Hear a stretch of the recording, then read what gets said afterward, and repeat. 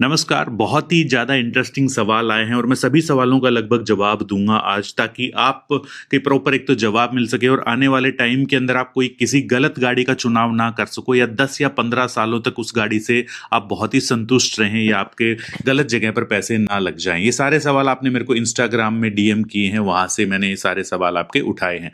आप भी क्वेश्चन पूछ सकते हैं वहां पर, फॉलो जरूर कर लेना। सवाल है पीतम ज्योति का और ये कह रहे हैं, ये असम से है, बहुत बहुत स्वागत है आपका। और ये कह रहे हैं कि इनका कोई एग्जैक्टली क्वेश्चन नहीं है, लेकिन ये कह रहे हैं कि गाड़ियों का चाल चलन किधर की तरफ जा रहा है, कि सनरूफ ही हो या 2 या 3 स्क्रीन हो डैशबोर्ड के ऊपर, तभी उसको ज़्यादा अच्छा समझा जाता है। ठीक है, जो एलईडी लाइट जो है ना वो दे रखी होती है बोनेट के ऊपर, या पीछे भरपूर जो लाइट्स वगैरह है। ये कह रहे हैं कि मेरे को पर्सनली जो है वो ट्यूबलाइट जैसी लगती हैं ये गाड़ियां, और कह रहे हैं कि फ्रैंकली कार्स जो है ना वो फील करवाती है आजकल एक गैजेट जो है ना वो फील करवाती है एक प्रॉपर गाड़ी की बजाय। ठीक है, मैं बिल्कुल इनकी बात से सहमत हूं, और इस चीज के अंदर गलती कहीं ना कहीं हम ही लोगों की है कि हम लोग जो है ना वो बताते इतने जो है ना तरीके से आप लोगों को कि ये भी दिया जाता है वो भी दिया जाता है। कहीं ना कहीं एक तरीके से मार्केटिंग जो है ना वो होती है कंपनी की। लेकिन अगर आप मुझे कुछ टाइम से अगर फॉलो कर रहे हैं तो मैं हमेशा हमेशा ये बताता हूं अपने व्यूवर्स को कि भाई साहब, जो गाड़ी का बेस वेरिएंट जितना वैल्यू फॉर मनी होता है, शायद ही कोई और जो है ना वो वेरिएंट वैल्यू फॉर मनी होता है। कि ये कहां से शुरू होती है, बेस वेरिएंट के अंदर आपको क्या कुछ मिल जाता है, और भी ज्यादा वैल्यू फॉर मनी हो गया है भैया जो है ना बेस वेरिएंट। इतना गजब का है वो बेस वेरिएंट, क्योंकि 99% चांसेस ये होते हैं कि बेस वेरिएंट जो है ना वो हमेशा गाड़ी का वैल्यू फॉर मनी होता है। तो इसी वजह से जैसे कि ये अभी टाटा सेहरा का भी अगर आप देखेंगे तो मैंने आपको ये बताया था प्रॉपर वीडियो के अंदर कि भैया अगर आप बेस वेरिएंट भी लेते हैं तो उसके अंदर मैं बताता जाऊंगा कि क्या क्या फीचर्स आ जाते हैं जिसकी वजह से बेस वेरिएंट भी इतना ज्यादा वैल्यू फॉर मनी हो जाता है। 100% आपकी बात से मैं एग्री करता हूं कि देखिए एक गाड़ी जो होती है उसके अंदर क्या चीजें होती है। मेनली गाड़ी का स्ट्रक्चर जो है वो टॉप वेरिएंट का भी वैसा ही रहता है, बेस वेरिएंट का भी वैसा ही रहता है। गाड़ी के अंदर सेफ्टी, गाड़ी के अंदर आजकल 99.9% जो है वो स्टैंडर्ड ही तौर पर जो है ना वो सेफ्टी टॉप वेरिएंट के अंदर भी वैसी ही मिलती है, बेस वेरिएंट के अंदर भी वैसी ही मिलती है। एक आधा एयर बैग जो है आपको एक्स्ट्रा दे दिया जाता होगा टॉप वेरिएंट्स वगैरह के अंदर, ठीक है, तो वहां पर ज्यादा वैल्यू फॉर मनी हो गया। इंजन वाइज इंजन भी सेम ही होता है। तो आपसे चार्जेस किस तरीके के लिए जाते हैं, इंफोटेनमेंट के नाम के चार्जेस ले लिए जाते हैं आपसे। ठीक है, टच स्क्रीन वाली सारी चीजें दे दी जाती हैं आपको, मतलब कि अडास के नाम के ऊपर। अडास मैं मानता हूं कि चलो काम की चीज किसी किसी के लिए होगी, अपनी इंडियन कंडीशन के अंदर मैं अभी भी मानता नहीं हूं कि पूरी तरीके से अडास बहुत ज्यादा कामयाब है। मैंने तो उसकी वजह से काफी सारे एक्सीडेंट्स जो है ना वो भी होते हुए देखे हैं। तो मैं ये कहता हूं कि आप बेस वेरिएंट जो है ना जाकर के चूज कर लेना ये सारे, क्योंकि इसमें सबसे ज्यादा बचत होती है। किसी भी कंपनी को इलेक्ट्रॉनिक्स जो है आइटम उसके अंदर चिपका दिए जाते हैं, उनकी कॉस्ट उतनी ज्यादा नहीं पड़ती कंपनी को, लेकिन आपकी जेब से बहुत सारे पैसे निकाल लिए जाते हैं। आप अपनी गाड़ी लेकर के आइए घर, जो बेसिक फीचर है उनको देखिए और खुश हो जाइए। ठीक है, तो आपको बेस वेरिएंट या बेस से एक ऊपर वाला जाकर के ले सकते हैं किसी भी गाड़ी का। खैर, अगला सवाल पूछते हैं। अगला सवाल तेजस जी पूछ रहे हैं और वो ये कह रहे हैं कि इनका बजट 8 लाख है और 600 से 700 किलोमीटर के आसपास इनकी रनिंग रहती है मंथली। तो ये कंफ्यूज है, टियागो के अंदर पंच एडवेंचर लें या बलिनो लें या फ्रोंक्स लें। तो मैं इन चारों पांचों के अंदर से ना बहुत सारी अच्छी गाड़ियां हैं, सारी की सारी जो है ना इस कैटेगरी में अच्छी गाड़ियां हैं, लेकिन फिर भी मैं सबसे ऊपर जो है वो फ्रोंक्स को रखना चाहूंगा। फ्रोंक सिग्मा बहुत ही ज्यादा वैल्यू फॉर मनी है, आपको चलाने में भी उस गाड़ी के अंदर मजा आता है, उसके सस्पेंशन भी बहुत गजब है और बहुत ही बैलेंस और अच्छी एवरेज भी निकाल करके दी। उसका इंजन जो है वो काफी रिलायबल भी है और आपको नेक्सा के अंदर उसकी सर्विस वगैरह करवाने को मिलेगी, तो आपका सर्विस एक्सपीरियंस भी अच्छा रहेगा। तो डेफिनेटली मैं आपको यही कहूंगा तेजस भाई, और कि आप डेफिनेटली जाकर के फ्रोंक्स उठा सकते हैं। अगला सवाल जो है वो नारायण जी का है। इनका बजट 13 लाख है, 6 से 8 हजार किलोमीटर इनकी ईयरली जो है ना वो ड्राइव है। 5 लोगों की फैमिली है। रनिंग इनका 40% रूरल है, 40% हाईवे है, 20% इनका सिटी के अंदर है। ठीक है, 13 लाख के आसपास का। ठीक है, मैं ये नहीं समझता नारायण भाई कि आपको बहुत ज़्यादा जो है ना एवरेज की यहाँ पर जरूरत होगी, जो क्योंकि 6 से 6,000 के आसपास अगर आप ईयरली चलाते हैं तो इतना कंसिडर मत कीजिए, आप बाकी चीज़ों के ऊपर फोकस कीजिए, जैसे कि गाड़ी के अंदर सेफ्टी आपको प्रॉपर मिले, गाड़ी की लुक वगैरह जो है वो बहुत अच्छी होनी चाहिए।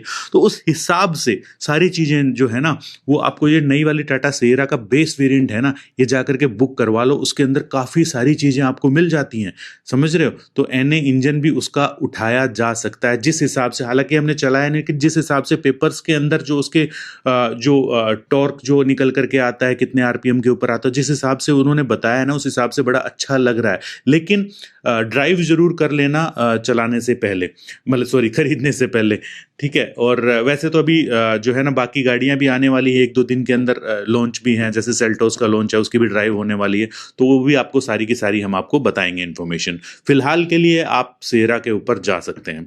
ओके, हाँ देखिए, अगला सवाल ये अनीश जी का आ गया और ये कह रहे हैं कि क्या मैं सेल्टोस ले लूं, जो करंट मॉडल आ रहा है वो। देखिए, सुनने में ये आ रहा है कि पहले से बड़ी लंबी चौड़ी हो रही है फिलहाल सेल्टोस, ठीक है। और तो मेरे ख्याल से तो आप लगभग जो है वो 18 लाख के आसपास जो है आप खर्च भी कर रहे हैं। तो मैं ये कहूँगा कि अनीश भाई की क्यों ना थोड़ा सा रुक जाएं, ठीक है। मेरी ड्राइव होने वाली 3-4 दिन के अंदर वो ड्राइव भी हो जाएगी, कल शायद लॉन्च भी है इनका। तो मैं ये कह रहा हूँ कि थोड़ा सा आप रुक जाओ। नया वाला वेरिएंट थोड़ा सा हमेशा कुछ ज़्यादा बेहतर लेकर के आता है, एक न्यू जनरेशन अगर स्पेशली आती है तो थोड़ा सा बेहतर आपको चीज़ें यहाँ पर दी जाती हैं। अतुल क्या कह रहे हैं कि ये कह रहे हैं कि इनको वेन्यू HX5 1.2 ले लें क्या, एनए वाला इंजन। कह रहे हैं कि थोड़ा सा अंडर पावर लगता है, क्योंकि ज़्यादातर जो है ये मेरे ख्याल से हिमाचल के अंदर है, लेकिन चंडीगढ़ और माउंटेन्स के अंदर थोड़ा सा जो है ना वो ज़्यादा रहते हैं। तो देखिए, वेन्यू डेफिनेटली आप ले सकते हो 1.2, उसमें कोई बुराई नहीं है, नई नवेली अभी आई है। और हाँ, वेन्यू आप जा सकते हो, इतनी कोई बुरी चीज़ नहीं है, बट एवरेज उसकी उतनी ज़्यादा अच्छी आप मत समझिएगा उसके। अगर आपको अगर लुक से या इस चीज़ से कोई मतलब नहीं है और लॉन्ग टर्म के लिए लेना चाहते हैं, तो मैं तो कहूँगा कि अभी भी ब्रेजा जो है ना वो थोड़ा सा बेहतर चुनाव हो सकता है, अगर आपको फीचर से लुक से इतना ज़्यादा, क्योंकि ब्रेजा थोड़ी सी पुरानी लगती है लेकिन वैसे है रिलायबल प्रोडक्ट, ठीक है। तो अगर आपको लुक वगैरह ज़्यादा मैटर करती है तो डेफिनेटली जा सकते हैं इस गाड़ी के ऊपर, नहीं तो ब्रेजा ज़्यादा जो है ना वो रिलायबल एक प्रोडक्ट है। जो है वो नंदलाल जी क्या कह रहे हैं कि which car best, Maruti grand Vitara और टोयोटा हाईराइडर और महिंद्रा SUV 500, मेरे ख्याल से 700 लिखना चाहते होंगे, या न्यू वेन्यू। देखिए, मैं तो कहूँगा कि इन सभी के अंदर से अगर ज़्यादा दिन तक आपको रखनी है तो टोयोटा हाईराइडर या ग्रैंड विटारा में से कोई भी चुनाव कर सकते हैं, दोनों गाड़ियाँ ही बहुत अच्छी हैं, ठीक है। ये आपका नीचे के देख करके मेरे को ऐसा लग रहा है कि यूज्ड की बात तो नहीं कर रहे हो, यूज्ड की अगर बात कर रहे हो तो भी मैं आपको ग्रैंड विटारा या टोयोटा हाईराइडर ही बोलूंगा। डिपेंड करता है कि आपके पास में कौन सा सर्विस स्टेशन, अगर मारुति का है तो आप ग्रैंड विटारा ले लीजिए, नहीं तो हाईराइडर ले लीजिए। क्या मैं अपनी first car i10 neo sports ले लूं? हाँ, 100% आप बिल्कुल ले सकते हैं, उसमें कोई दिक्कत वाली बात नहीं है। स्मूथ है, इंजन काफी सही है, और i10 नियोस के अंदर जो है ना आपको बेहतर लगता है वो इंजन, आई एम श्योर, ठीक है। दूसरा ऑप्शन जो है इग्निस भी बहुत ही गजब का है, बहुत ही वैल्यू फॉर मनी जो है ना वो चीज हो जाती है, तो इग्निस भी आप जाकर के चूज कर सकते हैं। मैं दिसंबर के अंत तक अपनी पहली कार लेने की सोच रहा हूं, बजट है करीब 5 लाख, मतलब कि यूज्ड गाड़ी नहीं, अच्छा नई गाड़ी जो है टाटा टियागो या मारुति ऑल्टो K10 के अंदर कंफ्यूज है। मैं तो ये कहूंगा कि यार देखो, ये दोनों सेम कैटेगरी की गाड़ी नहीं है। मैं होता तो टियागो के ऊपर जाऊंगा, क्योंकि सेफ्टी मैटर करती है, और टियागो की एवरेज इतनी ज़्यादा बुरी भी नहीं है भाई, टियागो की एवरेज अच्छी है, ठीक है। लेकिन अगर आपको सिटी के अंदर ही, जैसे कि ज़्यादातर सिटी में ही ड्राइव होगी, कभी कभाई हाईवे के ऊपर जाना होगा, तो ईजी रहेगी, चलाने में मज़ा आता है K10 के अंदर भी, ऐसी कोई बात नहीं है। लेकिन फिर भी मैं कहूँगा कि अगर आपका बजट थोड़ा सा आप एक्सटेंड कर रहे हो तो टाटा टियागो जो है एक बेहतर चॉइस हो सकती है, ठीक है। ऑल्टो भी वैसे बुरा ऑप्शन नहीं है, बहुत अच्छा ऑप्शन है, बहुत सालों से बिकती हुई आ रही है। My budget is 15 to 16 lakh, और एक डीजल इंजन जो है ना वो मैनुअल ट्रांसमिशन के साथ चाहिए। कंफ्यूज है नेक्सॉन 3XO के बीच में, ओके। और टाटा सिएरा भी इनको पसंद आ रही है, टाटा सिएरा तो हर एक को पसंद आ रही है यार। और लेकिन हाँ, उसका डीजल इंजन जो है ना वो नॉर्मली डीजल इंजन है, लेकिन उससे ज़्यादा मस्त, उससे ज़्यादा पैपी जो है ना आपको ये जो 3XO जो है ना उसका लगेगा भैया। 300 Nm का टॉर्क निकालता है, ठीक है, और ये 280 का ऑटोमेटिक के अंदर निकालता है, मैनुअल के अंदर तो मेरे ख्याल से 260 का ही निकालता है, और वो प्रॉपर उस गाड़ी के अंदर फील होता है। ये आपको नॉर्मल, क्योंकि थोड़ी सी हैवी है, थोड़ी सी मस्कुलर है, लेकिन बुरा ऑप्शन नहीं होगा गुरु, बिल्कुल मैं कह रहा हूं कि अगर मेरे को लुक भी एक कंप्लीट पैकेज अगर मैं देख रहा हूं ना, तो मैं कहूंगा कि आप टाटा सेरा की तरफ जा सकते हैं, 100% जा सकते हैं। टाटा सेरा, ठीक है, अगर आपको चलाने में बहुत ज्यादा मतलब कि वो चाहिए ना, फन चाहिए, तो फिर थोड़ा सा 3XO, नहीं तो मैं टाटा सेरा को ऊपर रखूंगा, फिर 3XO, और उसके बाद नेक्सॉन वगैरह आप जा सकते हैं। भाई मेरे पास होंडा अमेज 2016, उसके पार्ट्स वगैरह जो है ना मिलने के अंदर दिक्कत आ रही है, तो इसको बेचकर कोई सेकंड हैंड गाड़ी ले लूं। जी हाँ, डेफिनेटली आप कोई यूज गाड़ी ले सकते हैं, मारुति की कोई भी इग्निस आप ले सकते हैं, आपके बजट के अंदर आ जाएगी, लगभग जितने के अंदर ये निकलेगी उतने में, मतलब कि 50-60 हजार रुपए मिला करके आपको इग्निस जो है ना वो मिल जाएगी, ठीक है। क्योंकि जो काम आप अमेज के साथ में कर रहे हो वो इग्निस के साथ में भी कर सकते हो, और इग्निस आपको बेहतर एवरेज भी निकाल करके देती है, पार्ट्स के अंदर कोई भी दिक्कत वगैरह आती नहीं है इग्निस के अंदर। वीडियोस देख करके बहुत अच्छा लगता है, thank you so much mister Singh. और ये कह रहे कि एक सवाल पूछना चाहते हैं कि महिंद्रा मराजो M6 2019 मॉडल 70,000 चली हुई सेकंड हैंड लेना 25-26 में समझदारी होगी, डिसीजन सही होगा 5.5 लाख के अंदर? 2019 और मराजो की बहुत तगड़ी रीसेल नहीं है, गाड़ी बहुत अच्छी थी, लेकिन अगर जेन्युइन 70,000 चली है तो उसका इंजन का कुछ नहीं बिगड़ता भाई, बहुत ही गजब का इंजन था, चलाने में भी बहुत मजा आता था और कंफर्टेबल भी बहुत थी। लेकिन मैं फिर भी कहूंगा कि अगर 4.5 के आसपास अगर आ जाती, क्योंकि रीसेल नहीं है ना मराजो की, और ऐसा इसके पार्ट्स के अंदर भी होगा, तो मैं कहूंगा कि 4.5 के आसपास उसको ऑफर ही ऐसा करो 4 के आसपास या कुछ भी, ठीक है, तो थोड़ा बहुत, क्योंकि मराजो के बहुत ज्यादा खरीदार तो नहीं मिलेंगे इस टाइम पे, तो अगर बहुत अच्छी कंडीशन है तो 5 तक भी आप उठा लो भाई साहब, ठीक है। ये कह रहे हैं कि दीपक भाई क्या कह रहे हैं कि 10 से 12 लाख का बजट है, best AMT car in budget, definitely go for Fronx के अंदर AMT इतना बढ़िया ट्यून कर रखा है कि AMT के अंदर तो खैर मारुति से कोई बेहतर है ही नहीं, ठीक है, AMT के अंदर। और अगर आप प्रॉपर CVT देख रहे हैं, ऑटोमेटिक प्रॉपर देख रहे हैं, तो फिर CVT तो आप अमेज वगैरह जा करके उठा सकते हैं, लेकिन AMT भी बहुत अच्छा है, इसका कोई दिक्कत वाली आपको बात लगेगी नहीं। अभिनव क्या कह रहे हैं कि 1500 किलोमीटर जो है ना इनकी दिल्ली NCR के अंदर रनिंग है, 18 लाख जो है ना इनका ऑन रोड का बजट है, और 1500 किलोमीटर मतलब कि मंथ के अंदर 50, तो आपको भाई साहब डीजल 100% ले लेनी चाहिए। लेकिन ये कह रहे हैं कि since I need to drive within NCR so skeptical with diesel. देखिए मैं तो कहूंगा कि हाँ डीजल आप ले सकते हो यार, इतना कोई, क्योंकि E20 पेट्रोल की ना वाट लगा रही है, मतलब कि जो E20 कंप्लाइंट जो गाड़ियां आ भी रही ना उसकी भी वाट लगा रहा है E20 पेट्रोल। तो मैं कहूंगा कि डीजल लेने में फिर कोई बुराई नहीं है यार, डीजल के ऊपर जाओ। और ये जो सेरा जैसी जो गाड़ी आई है ना, इसके अंदर यूरिया वूरिया का भी कोई सीन नहीं है, आप डीजल डलवाओ और चलाते रहो, ठीक है। तो इस गाड़ी के ऊपर भी आप जा सकते हो, बहुत अच्छी गाड़ी है, इसीलिए मैं बार बार आप सब लोगों को ये बता रहा हूं।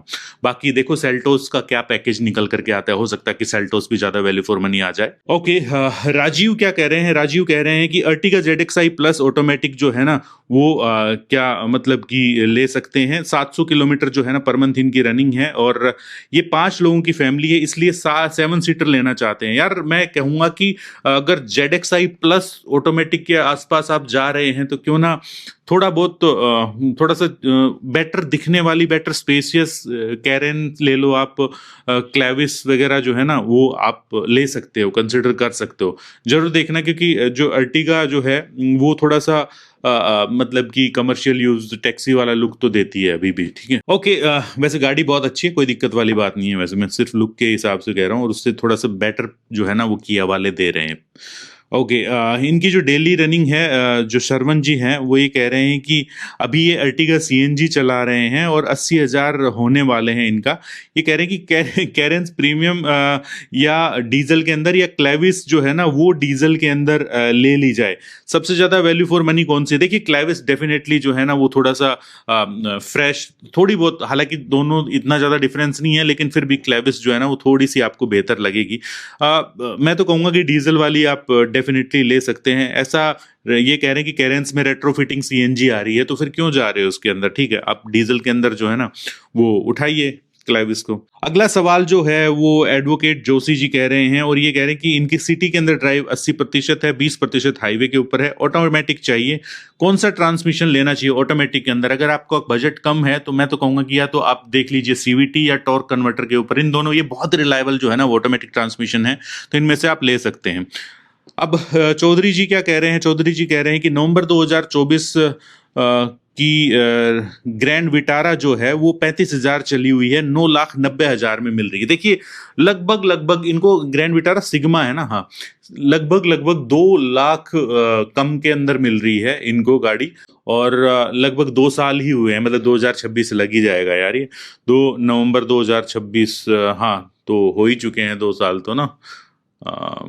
25 नहीं नहीं 1 साल तो, हाँ यार फिर ले सकते हो आप, ले सकते हो दोस्त गाड़ी। ये आपको ठीक ठाक प्राइस के अंदर मिल रही है, कोई दिक्कत वाली बात नहीं है। लेकिन मेक श्योर कि कोई एक्सीडेंटल ना हो।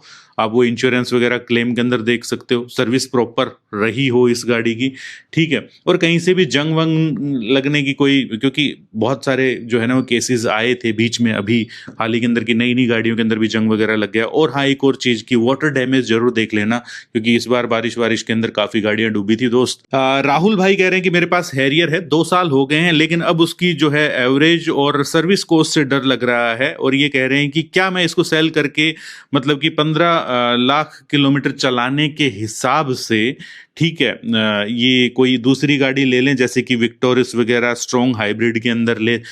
राहुल भाई ले सकते हो, लेकिन दोनों गाड़ियों का रुतबा जो है ना वो बिल्कुल अलग है। हैरियर को चलते हुए मुड़ मुड़ करके लोग देखते हैं, ठीक है, आप हैरियर ओनर एक टशन के साथ में आते हो, ठीक है, एक हैरियर गाड़ी। लेकिन आप वहीं पर विक्टोरिस देख रहे हैं कि एक मतलब कि नो नॉनसेंस कार है, डेफिनेटली कोई दिक्कत नहीं आएगी ना, आपको सर्विस कॉस्ट ज़्यादा पड़ेगी, सरदर्दी भी नहीं रहेगी, तो ये वाली चीज़। लेकिन आपको इसके अंदर नुकसान थोड़ा सा ज़्यादा हो जाएगा। देख रहे हैं कि आप ये जब बेचोगे तो आपको अच्छा खासा जो है ना वो पैसा टूटेगा आपका हैरियर के अंदर। और जब आप कोई नई गाड़ी खरीदते हो तो आप ये देखो कि आप कंपनी को भी बहुत तगड़ा फायदा दे रहे हो, ठीक है। और आप अगर उस गाड़ी को कभी निकालोगे तो उसमें भी पैसा टूटेगा। तो मेरे को ये लग रहा है कि हैरियर के साथ थोड़ा सा कंटिन्यू करिए ना। इतनी भी क्या क्या सर्विस डरा रही है आपको, क्योंकि अब तो टाटा वाले थोड़ा सा इंप्रूवमेंट जो है ना वो कर ही रहे हैं। जैसे कि मेरी उनके साथ में बात भी हुई थी, तो कह रहे कि अब सर्विस के ऊपर ध्यान देना, प्रोडक्ट हमारे बहुत गजब के हैं, मानते हैं हम इस बात को। खैर ये थे दोस्तों आप सब लोगों के सवाल। उम्मीद करते हैं कि आप लोगों को पसंद आए होंगे आपके जवाब। और ये भी आप सब लोगों से उम्मीद है कि पैसे गलत जगह मत लगा देना। जैसे कि आपकी, अगर आपको पहले से पता होता तो हैरियर वाला जो है ना, ये जो भाई साहब जो है ये हैरियर ना खरीद करके, ये सवाल अगर पहले आ जाता तो शायद हम लोग इनको विक्टोरिस जो है ना वो सजेशन दे देते। क्यों? क्योंकि इनकी नीड जो है वो विक्टोरिस वाली जो है मेरे को लग रही है। खैर अब खरीद ली तो मत बेचना, तो यही बात है। तो आप सवाल पूछो और पूछिए, हमें इंस्टाग्राम के ऊपर फॉलो भी कीजिए अगर आपको अच्छे लगे हमारे जवाब। तो सिर्फ और सिर्फ एक कोशिश रहती है कि आप लोगों की ज़्यादा से ज़्यादा मदद कर पाऊँ, आप लोगों के जो हार्ड अर्न मनी है वो कहीं गलत जगह ना इन वो आप फंसा दो, या फेक मार्केटिंग के अंदर ना फंस जाओ, समझ रहे हो, क्योंकि बहुत जोल जाल है इंडस्ट्री के अंदर।